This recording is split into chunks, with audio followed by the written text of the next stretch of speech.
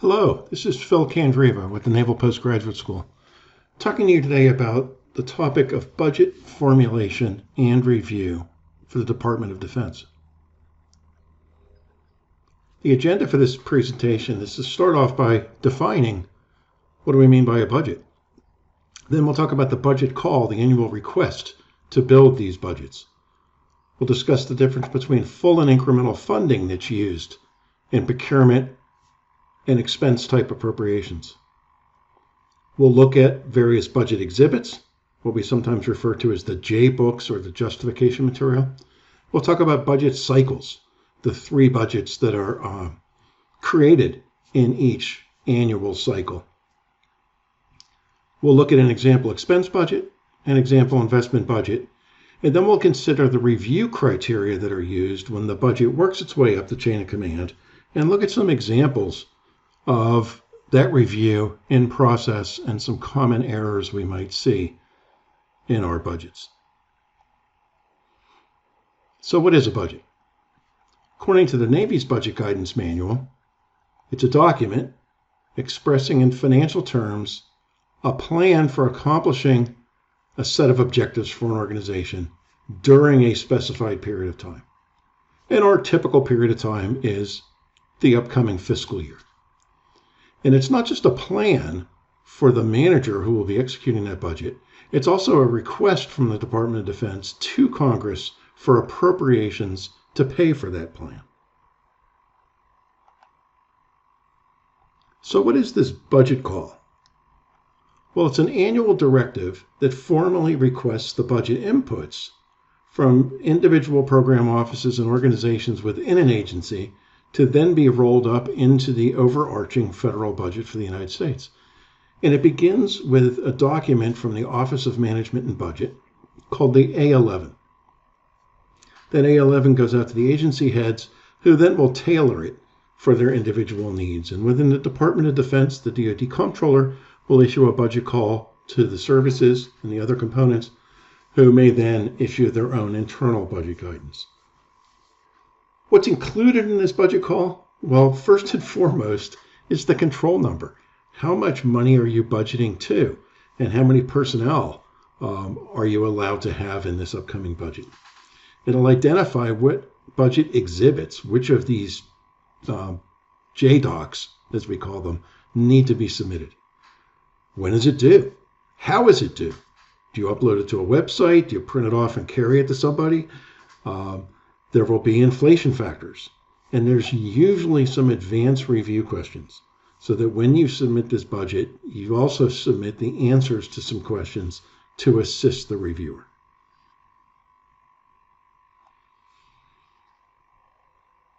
So what's this concept of full and incremental funding? Because it's fundamental to the amount of money we request and the way we format that budget.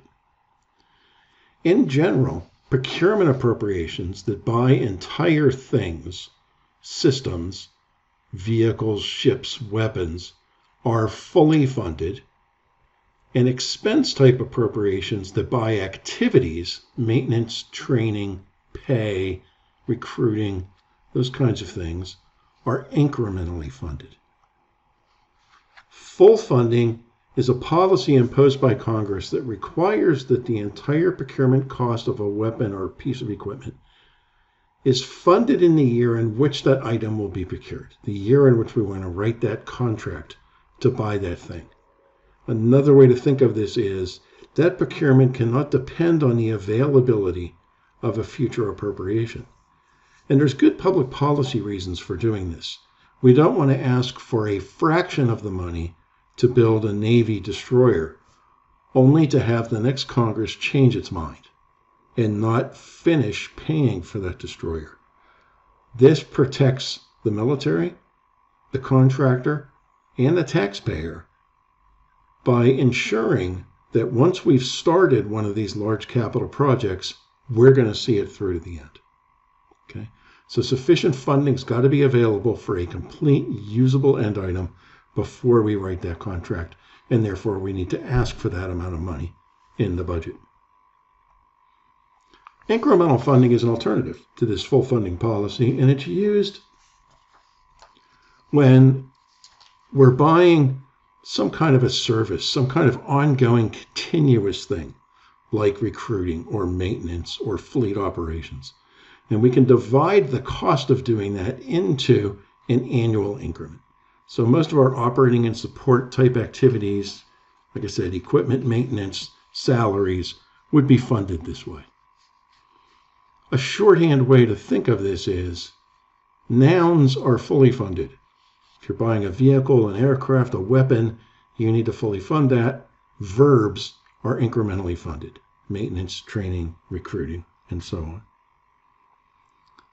For those who think graphically, imagine we have an acquisition program that starts in low-rate initial production. 23 through 25, we're going to buy 3 of these. 24 through 26, we'll buy 4. And then we'll go into a steady state procurement of 6 in each year.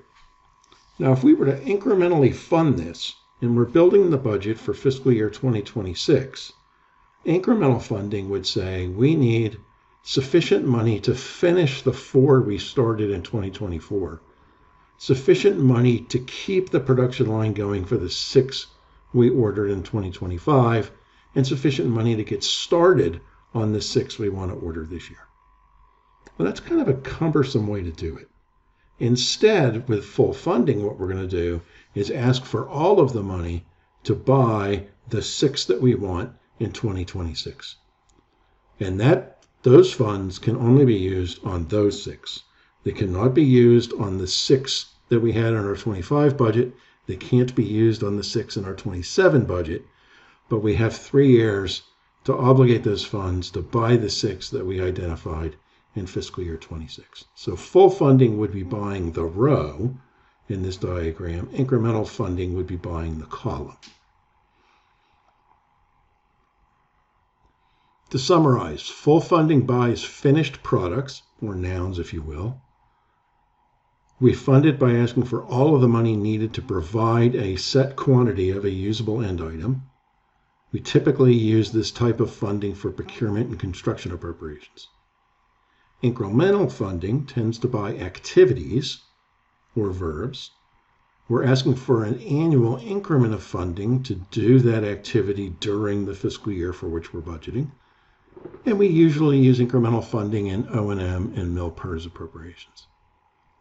Now, there are some exceptions, as there are in everything we do in government, right? One exception is this concept of advanced procurement. If we're buying a $2 billion submarine and there's parts of the nuclear reactor that have a long lead time, we might ask for a down payment before we ask for the full funding in order to get started on the procurement without tying up the entire $2 billion. Then when it comes time for the full funding, we subtract this advance that we got. Another exception is multi-year procurement, where we can write contracts that cover multiple fiscal years. And this is more of an exception to the Anti-Deficiency Act than it is the full funding policy, because we're still going to fully fund these items. Typically in procurement, the quantity of the item is fixed in the budget, but sometimes Congress will give us what's called buy-to-budget authority. We often find this in weapons procurement programs where we're buying dozens or hundreds of a particular item, and if we can get a price break to negotiate effectively, maybe we get a deal because we're buying alongside another country, we can buy as many as the budget allows us to buy, not just a fixed quantity. And finally, there are some unusually expensive items. Aircraft carriers, ballistic missile submarines fall in this category, where if we were to fully fund an aircraft carrier in the fiscal year in which we budget for it, it would overwhelm the shipbuilding budget and we would not be able to build anything else that year. And so for things like that, we do break them apart and incrementally fund these unusually expensive things.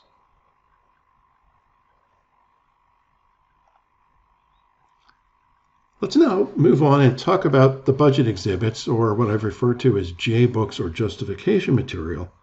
And they're called that because the title page of each budget has this phrase, justification of estimates. and we are justifying to the American people through their representatives in Congress why we, the Navy, want this amount of money in this program. What do we intend to do with it? What do we hope to achieve? What's the benefit to the nation? And so because these are not only plans but requests, we have to justify that request. And we also have to justify any changes from last year's budget. If you think about the cycle, a year ago we asked Congress for money to do some things. Now we're coming in asking for a different amount of money, probably to do slightly different things, and we need to justify those differences. As we write up this budget, there are scores of exhibits that we may fill out, forms, if you will. And here are some of the common ones. The numbering scheme is just an accident of history. The only thing that makes some sense here is all of the O&M funding starts with the letter O, procurement funding starts with a P, R&D with an R, and so on. We'll look at a few of these when we look at examples in a few minutes. Let's first talk about budget cycles. Submitting the budget to Congress is actually a three-step process in the Department of Defense. Within the services, Army, Navy, Air Force, Marine Corps, Space Force, we're going to build a service level budget and submit it to our headquarters, the Secretariat staff, the budget office within the Secretariat, usually around July. They're going to review that, make some changes to it. In the meantime, we'll get guidance from the Office of the Secretary of Defense and the Office of Management and Budget, and we'll build the second version as it works its way up the chain of command for the Secretary of Defense level review, which typically takes place around September or October of each year. They'll look at the budget, mark it up, make some decisions, and then the final President's budget call will come out. We'll build that budget in January. It's due to Congress the first Monday in February. And so with each step, as the budget moves up the hierarchy on its way to Congress, allocations and priorities are going to evolve over time. We start this process about 6 months before the final budget goes in, and things will happen in the world. Priorities will change, issues will come up, and this gives leadership an opportunity to modify that budget accordingly. And each layer looks at that budget through its own lens. When I would do the Navy budget, we would be seeking to optimize the Navy's proposals to OSD. As OSD looks at the budget, they're trying to optimize the military budget as it gets presented to the White House. As OMB looks at it, they're trying to balance military against all other spending of the federal government.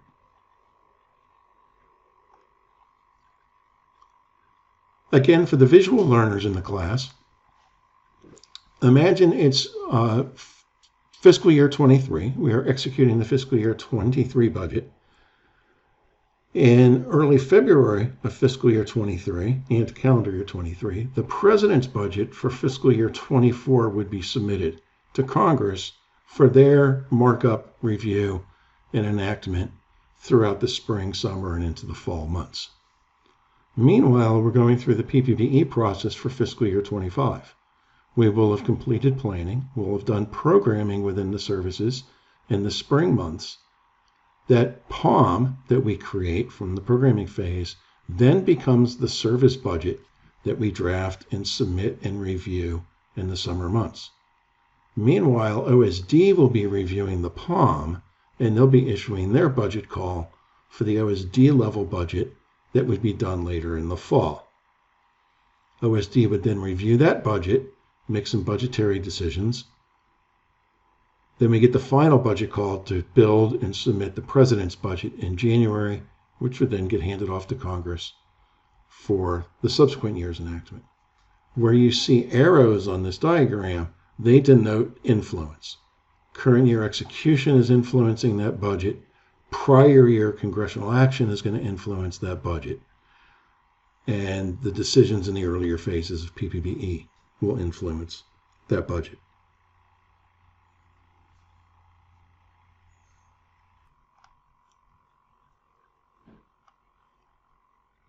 Let's now look at an example expense type budget.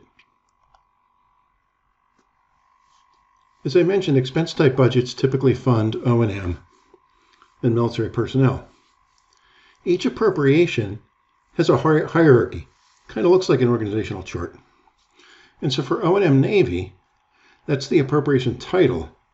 Underneath that are 4 large budget activities: operating forces, mobilization, training and recruiting, administration, and service-wide activities. Within each of those budget activities are activity groups. So we're going to focus on the operating forces. You see that there's 5 of them. The Navy does air operations, ship operations, combat operations, and so on. Let's go down one more layer, focusing on that BA1, the operating forces. So there's BA1, the operating forces, the 5 activity groups. Underneath the activity groups are sub-activity groups. So if we were to look, say, at ship operations, you have mission and other ship operations. This is the funding for the ship's fuel and spare parts to go in and deploy. You see ship operations support and training to provide support services to that ship. We have ship depot maintenance and ship depot operations. You see a little 4-digit figure there. That's the activity group / sub-activity group, usually referred to as an AGSAG, and that's kind of the shorthand for talking about money. So if there's an expense that comes up for the surface force, the comptroller at Naval Surface Forces would be having a conversation about, is this a 1B, 4B bill, or is it a 1B, 1B bill, right? To try to determine which is the right account to pay for it. What's important here for this lesson on budget formulation is that each of these 4-digit codes requires its own unique budget submission. It will submit these justification documents, these budget forms, to justify the request for the funding in that program. So let's choose 1A, mission and other flight operations, or what's more commonly referred to as flying hours. So you see down in the lower right, it says Exhibit Op 5, 1A, page 1 of 13. So there's 13 pages of documentation here to support this budget for flying hours. And on this first page is just a narrative description of the program that's being financed. What are you doing with the money? And a quick summary of the force structure. How much force is this? 9 air wings, 2,400 crews, and an inventory of aircraft. The second page of the budget is a reconciliation summary. So what are we reconciling? We're reconciling how much did we spend in the last completed year. This is the FY23 budget, which would have been submitted in the early second quarter of FY22. So the last completed year was FY21. How much did we spend in FY21? What did we request in FY22? What did Congress provide us? And what other changes may have occurred in the meantime to get us to the number we're actually spending? Then we're going to take that number and explain the differences between that number and the number we want for next year. So let's walk through this. We actually spent $5.8 billion in 21. In 22, we requested $6.2 billion. We see that number there. This left-hand column that the arrow is pointing to reconciles what we asked for last year with what we're actually spending this year. We went in asking for $6.26 billion. We're actually spending $6.43 billion. So how did we get there? Right? The first thing that happened was Congress appropriated a different amount. Congress took some money away. They gave us some money. The net effect was $162 million more. You notice there was also a supplemental appropriation that was provided, which brings us to the total of $6.43 billion we're spending in 22. The next column then takes that $6.4 billion and summarizes what's different to get us to the new request of $7.3 billion. So it's about a $900 billion increase split into 2 categories. The first category is price changes. This is the effects of inflation. The second core category are program changes. This is a function of doing something different next year. Flying more hours, fewer hours, different mix of aircraft, so on and so forth. The next couple of pages explain these changes in detail. The top part of this chart shows the congressional changes. Then we get into, there's a summary line for price changes. There'll be more detail later. I'll show you. Then we get into program increases and program decreases. This is where we're doing more or less of something. So I'll show you a couple of examples. Unmanned air systems were increasing by about 5,000 flying hours at a cost of $110 or so million. A page or two later are some program decreases. We have a decrease to other unmanned air systems of different types, costing us $10 million less. We have a decrease in this Naval Aviation Maintenance Center of Excellence of $56 million. And we could see in a detailed cost breakdown on page 6, those changes have appeared. We have a decrease in the Maintenance Center of Excellence, and we have a significant increase in unmanned aerial systems. When we talk about budget review, this is an example of internal consistency in the budget. What you said in the narrative is showing up in the numbers.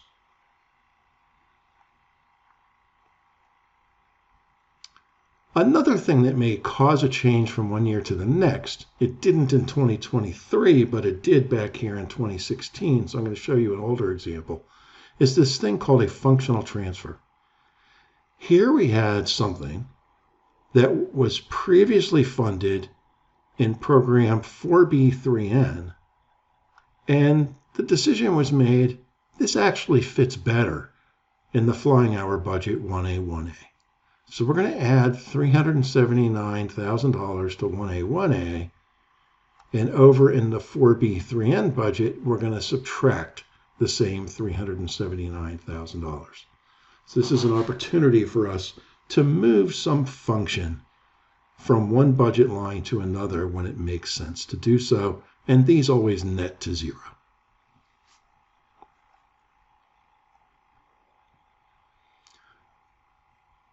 Moving on through this budget submission, we're going to include some performance criteria and some measures of scope of operations.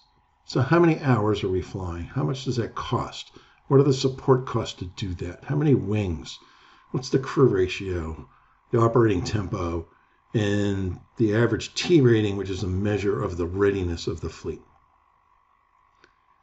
And then here's some program data on inventories of aircraft. How many aircraft are we supporting? These are important data because the total amount for this budget is the result of a budget model. A number of programs we have in the military, we use a model to figure out the budget. And this model has two components: a requirement to do something, and then the cost to do it. So if we start up here at the top with the requirement, we have a number of hours we have to fly certain types of aircraft in order for the fleet to be proficient and do the nation's business out at sea. We need other hours of student training and training aircraft, and we need other hours of fleet air support, things like planes towing a drone that we shoot at for practice, or refueling aircraft or something like that. So we end up with this requirement to fly a certain number of hours for these various kinds of aircraft, and we're going to multiply those hours by the cost to fly that airplane for an hour. So now we turn to the cost half of the model over here on the left. And that's broken down into four broad categories: repairable parts, consumable parts, fuel, and maintenance contracts, where private industry does maintenance for us. And we're going to look at historical costs. Best predictor of next year's budget is last year's budget, so we're going to look at what we've done historically, but then we want to make some smart adjustments to that. We want to adjust for things like the aircraft is older and things are going to be falling apart more, right? Or maybe we're using it less, and so we will need to do less maintenance. And then we want to adjust for inflation. So if each of these categories added up gives us a cost per hour, multiply that by the number of hours we're flying, and that should give us our budget request.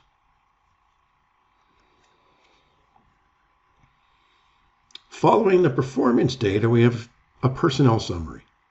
Congress wants to know how many people are involved in this thing that you're doing. And we're going to include both military and civilians, and we're actually going to also include contractors as part of our total force management.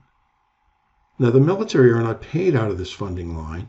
They're paid centrally out of the military pay account, but Congress doesn't see in that military pay account where all those sailors and officers are distributed. So we're going to show where are they, how many of those 330,000 folks we have in the Navy are supporting the flying hour program. So we have pilots and maintainers and staff folks in here. And we separate the active duty from the reserves. And we're also going to include civilians who probably are paid for out of this line, right? The direct funded, the reimbursably funded, or funded by somebody else. And then we're going to have contractor full-time equivalents. We tend to contract for a service, but we have models and algorithms to help us convert that into the equivalent number of people. So one thing you'll notice here is they're proposing to add 9 people to the budget. Remember, we talked about price and program growth. So we're going to want to look to see, is there program growth in the personnel line because you have more people? Again, a measure of internal consistency in the budget. And we're going to look for that in what's called the OP32, which is a set of inputs that go into the budget process. And the first input are people. And we see, yes, indeed, from 22 to 23, there's price growth for labor, which would be the annual pay raise, cost of living pay adjustment. And there's program growth of about $500,000 to pay for those extra 9 people. We're going to look at this price and program growth across the last completed year, the current year, and the budget year to give Congress some sense of what's driving this change in spending. Is it inflation, or is it that you're doing more or less of that thing? So if we look at fuel from 21 to 22, the price of fuel went up. So we have price growth here of $273 million. But we also bought more fuel, another $88 million in additional fuel, which drove the increase from $911 million to $1.2 billion. Now the 23 budget's requesting a little less money, $1.15 billion for fuel. There's a decrease in price as well as a decrease in quantity. So we're expecting the price of aviation fuel to go down, and we expect to buy a smaller quantity of it.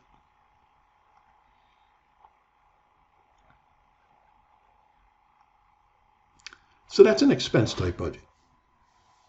And remember, expense type budgets buy verbs. We're buying an activity. The activity here was flying naval aircraft in order to qualify students and keep the fleet proficient in case they ever need to go to war or something.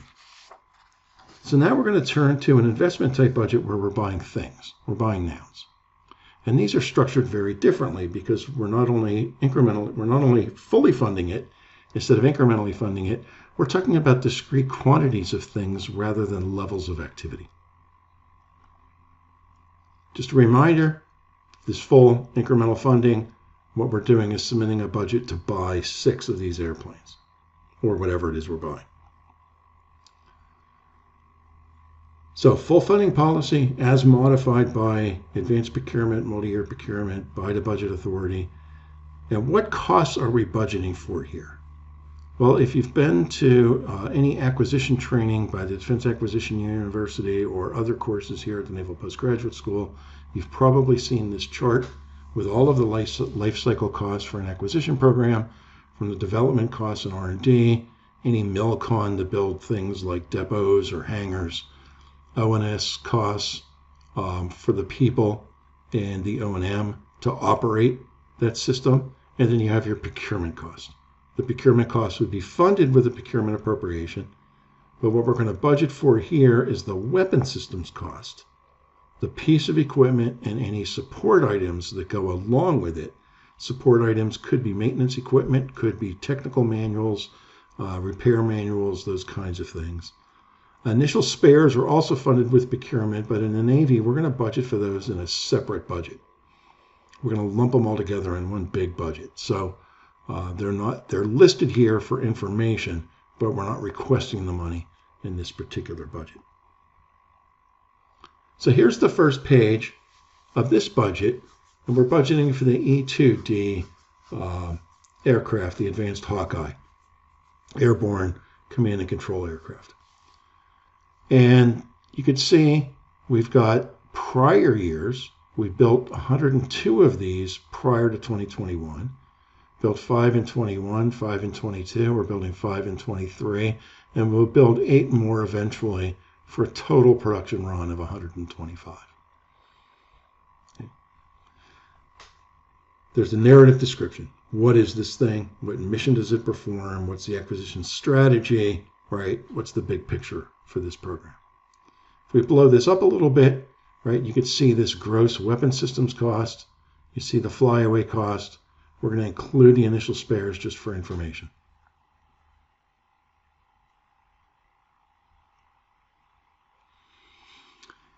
Now remember, I mentioned advanced procurement as this exception of the full funding policy that allows us to get a kind of a down payment on the thing we're procuring so that we can get started buying some long lead items, or in some cases to buy things in an economical quantity. So if we're buying 5 aircraft a year, it may be most economical to buy certain things in quantities of 20. So we might do advanced procurement by 20 and then issue them out for those 5 aircraft. So what does that look like in the budget? You can see here in FY22, we're buying 5, and the cost of those 5 is $944 million. But we got $194 million in prior years. So we only need $749 million to finish the procurement of those 5, because we got this $194 million down payment. But in 2022, we're also going to ask for $118 million to get started on some future aircraft. In addition to this procurement budget, we're also going to submit an advanced procurement budget that reconciles these numbers so we can see where they came from. So there's our $194 million for FY22 that we got in FY21 and prior. Sometimes advanced procurement is more than 1 year in advance. It may be 2 or 3 years in advance.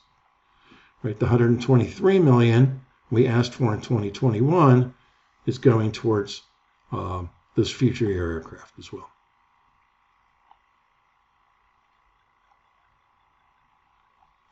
Multi-year procurement is this contracting arrangement, like I said, that allows us to strike a deal with a manufacturer to buy a larger quantity over multiple years, even before we have the appropriation for those future years.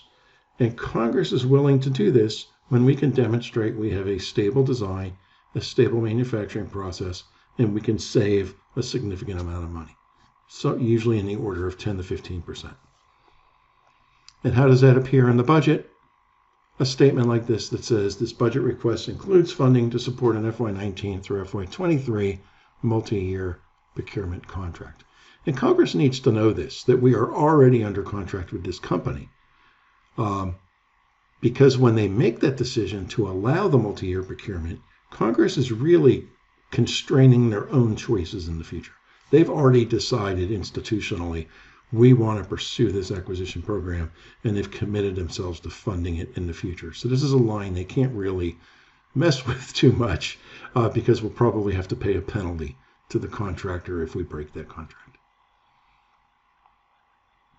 By the budget authority, as I said earlier, allows us to buy as many units as possible, even more than what we had forecasted, if we can strike a better deal.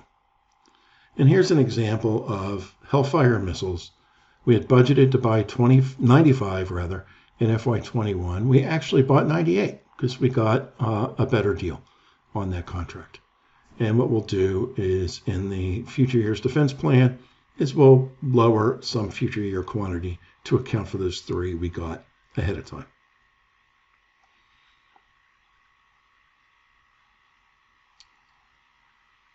Moving along through this procurement budget, we now have the P5, the cost analysis. And notice these cost elements: recurring costs, non-recurring costs, support costs.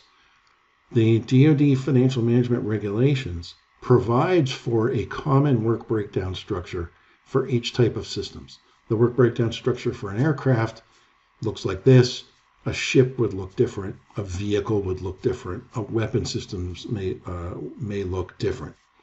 But we've got these different categories, some of which are unit-based and some of which are not. Right? So if the aircraft has 2 engines, we would see 2 engines for every aircraft that's being bought. But something like common support equipment, we may need 1 item for every 3 aircraft. Or tech packages, maintenance manuals may not be done on a unit basis. And there's the second page of the cost analysis. We're also going to provide Congress with information about the contracts that are buying this. Who are we contracting with? When did we write this contract? Who awarded the contract? Where is the contracting officer located? How much was the contract? And what was the type of contract? So many of these say SS/FPIF. That's a sole source fixed price incentive fee contract that we would have awarded to Northrop Grumman at those various points of time.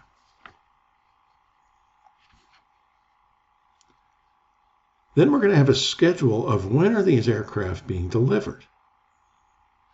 So our FY23 funded airframes are expected to be delivered between May and December of calendar year 2026. And that's very consistent with the contract award date that was on the last slide and the manufacturing production lead time shown here on this excerpt from another page within the budget. We fully fund these aircraft. They take multiple years to build, but because we budget once a year, we budget for 1 year's worth of production and deliveries. So here we see deliveries occurring between May and December. That's certainly within a year. That's perfectly okay. If those deliveries were spread out over 15 or 18 months, that would not be okay. We would be buying more than a year's worth, and some of those would be funded in the subsequent year. And that really leads us into this discussion of the budget review criteria. When the budget is submitted up to the Service Budgeting Office or up to the OSD Comptroller's Office or to OMB, what are those analysts looking at when they review the budget? Well, they're going to look at 5 things. They're going to look at price, schedule, executability, appropriation cognizance, and consistency. So let's take a look at each of those in turn. Price, right? They're going to look at whether or not we're conforming to this full funding policy. Total cost of a complete military usable end item, fully funded in the year it's procured, but it shouldn't be more than a year's worth of production. And what factors affect pricing? There's a list of things here, right? Routine cost inflation within the market for labor and materials. How many are we buying? Typically in an acquisition program budget, we'll list a minimum sustaining rate for the production line, a most efficient production rate, and a maximum capacity rate. And we'll look at how the costs per unit vary within that range. Learning curve should lower the cost over time as the production line becomes more and more efficient. And then we look at elements of the program acquisition strategy. Are we buying new equipment or refurbished things? Is it contractor furnished equipment or government furnished equipment? And so on. On the expense side, we already talked about this, right? Price growth and program growth. We're going to look at the effects of inflation on each of these line items within the budget. So here's a real-world example of a budget that was submitted This was back in FY 2017. They asked for 113, their base in FY 13 was $113,000 for this relatively small program. And as they went out in time, they're buying 110 a year. The quantity here is, or the cost per unit grows to 117, 120, 122, 125. Well, when the analysts looked at this and applied the official inflation factors, those numbers were overstated. It should not have grown from 113 to 117. It should have grown from 113 to 115.9, and then to 118.2 to 120.6 and 122.9. So they had overstated their budget by close to $1 million over those next 4 years. So the analyst would write a mark and adjust the budget down to the proper inflation factors. The next thing that's reviewed is the schedule. Right? Remember, we're buying 1 year increments of things, so the funding should just be for 1 year of production that we define as a year's worth of deliveries. So here's another budget that was submitted in 2017, and they were requesting funding for 6 units.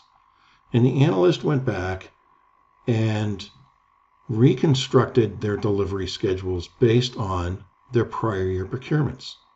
So if you go back here, all years prior to 2015, they had bought 19. So they come down to the delivery schedule and said, okay, those 19 were delivered up to the third quarter of 2017. The next year they bought 8. Those 8 were delivered between the third quarter of 17 and the third quarter of 19. Well, that's 2 years worth of deliveries. So there was a problem with the procurements that were bought 2 years ago. In 2016, they only bought 2, which were delivered in subsequent calendar quarters. That's okay. Now they're asking for 6. And at first blush, you look at which are the next 6. And it's 1 in the fourth quarter of 19, 1 in the second quarter of 20, 2 in the third quarter of 20, and 2 in the third quarter of 2021.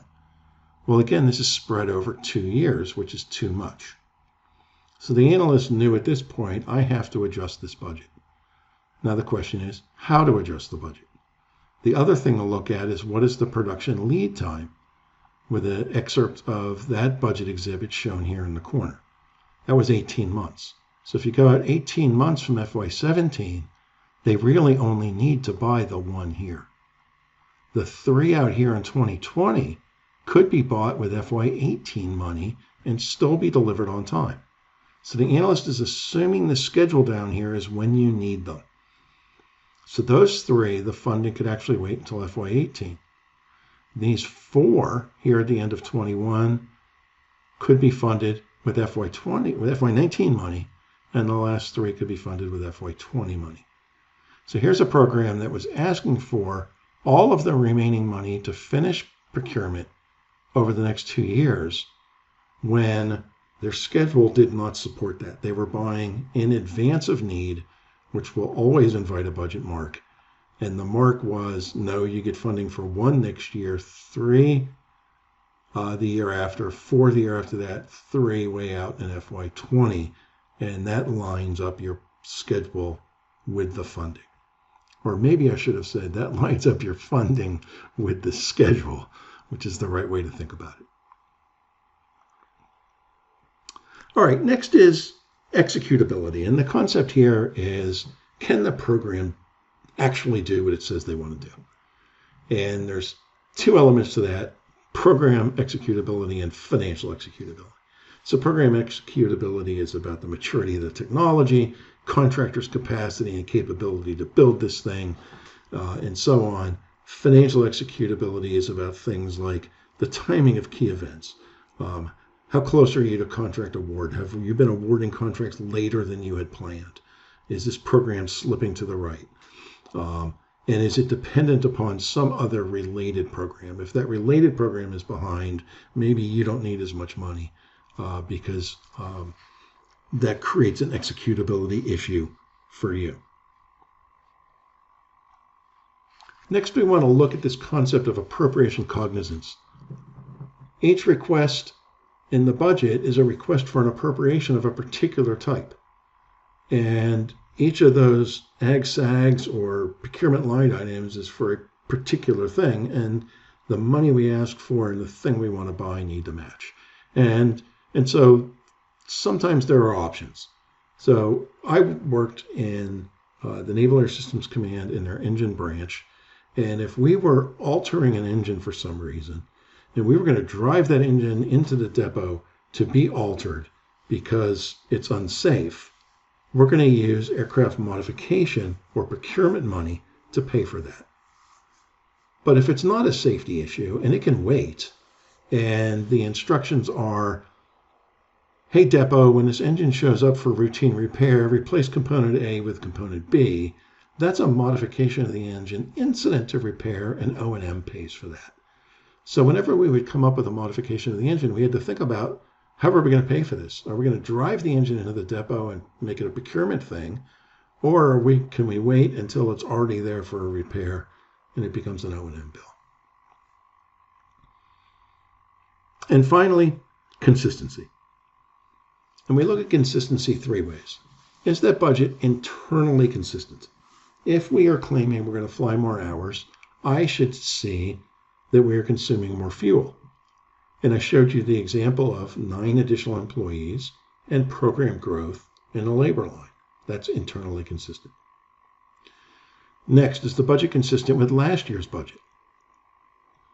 One of the things the analyst is going to do in reviewing the new budget is to pull out last year's budget and look at what did you say you were going to do last year, and does it line up with what you're claiming to be doing this year? Are all of the changes to this plan described and justified? And then finally, is the budget for the program consistent with any related programs? Acquisition programs in the Navy often send funding to the Navy's R&D centers. So does the program office's budget that says, I'm going to send the R&D center a certain amount of money, match the R&D center's budget that says, I expect to get a certain amount of money from this program? So we're going to make sure that all of those things are consistent. One of the ways we do that is when the budget comes in for review, say here in July or August, they're looking at the FY24 budget. They're going to pull out that FY23 budget, do that comparison. They're also going to look at the status of current execution in 2022 to see what's going on in that program, and does the 24 request make sense? So, to conclude, we talked about 2 main types of budgets: expense budgets and investment budgets that are funded in 2 different ways, incrementally and fully. We talked about a 3-step budget submission process in the cycle of budgeting: a service level budget, the OSD budget, and the president's budget. And then we talked about 5 review criteria: price, schedule, executability, appropriation cognizance, and consistency, to make sure that budget is well justified, so that when it goes over to Congress or up to OSD and OMB, it has a high likelihood of being approved, a low degree of scrutiny, less pushback, which is what we want each budget cycle. We submit a budget that we hope gets approved and funded seamlessly. So we're going to review it rigorously ahead of time. Hope you found this informational. Thanks for listening.